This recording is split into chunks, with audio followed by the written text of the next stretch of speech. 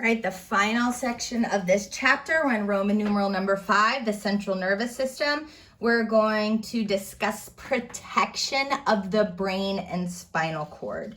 All right, so these are very important structures that need to be protected at all costs. If you were to have any type of injury to the brain or spinal cord, that could easily result in death, paralysis, loss of feeling. These are things that are vital for our survival. So we do need to closely protect the brain and spinal cord. And our bodies created quite good mechanisms for doing this. The brain is encased inside of the skull, which is very thick bone. It's very hard, and it's protecting that very delicate tissue of the brain. All right. However, the brain itself also needs to be further protected by the presence of this liquid called cerebrospinal fluid. So this cerebrospinal fluid is this liquid that lies between the brain and the skull. And what it does is it acts as a shock absorber.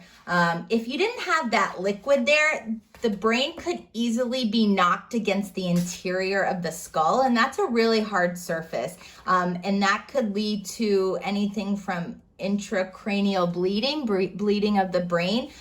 Concussions at a very low level are caused by this as well, the brain kind of being knocked up against the hard interior of the skull. So the presence of that cerebral spinal fluid, which just bathes around the brain and the spinal cord going down the vertebral canal, is really going to prevent that level of injury and shock to the brain and spinal cord. You also have a specialized tissue that surrounds the brain and spinal cord. These are called meninges.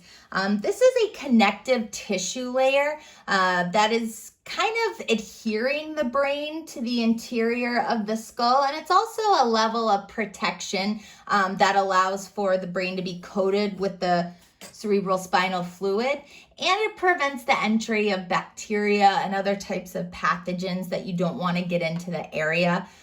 If anybody's ever heard of meningitis, which is an inflammation of the meninges, this can be caused from an entry of a bacteria into the cerebral spinal fluid, and it's really nasty. It can be pretty prevalent in community settings, so students in a dorm setting have to make sure that they don't have any interaction or symptoms of meningitis. And again, that's that inflammation of the meninges that can cause pressure to go down on the brain and prevent a proper working of that whole motor sensory system.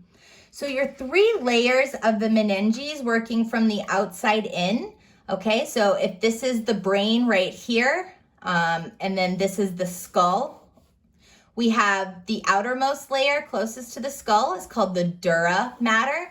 This is a very thick and fibrous, tough type of connective tissue that really makes sure that the brain is right up against the wall of the skull. This middle layer here is called the arachnoid mater, okay? So this is the layer that allows for the circulation of cerebral spinal fluid to coat the outside of the brain.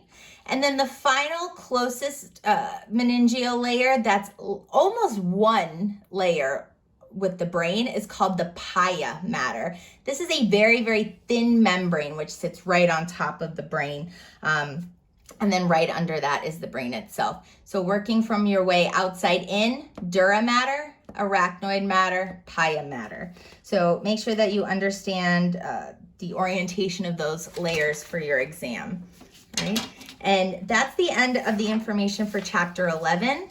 I have these recorded lectures on Blackboard. I have uploaded the pictures that I went through during the recorded lectures for you to take a look at. It's your responsibility to read the text, to go through your notes that I've uploaded on Blackboard, as well as the PowerPoint slides, which reinforce and have different visuals of the information.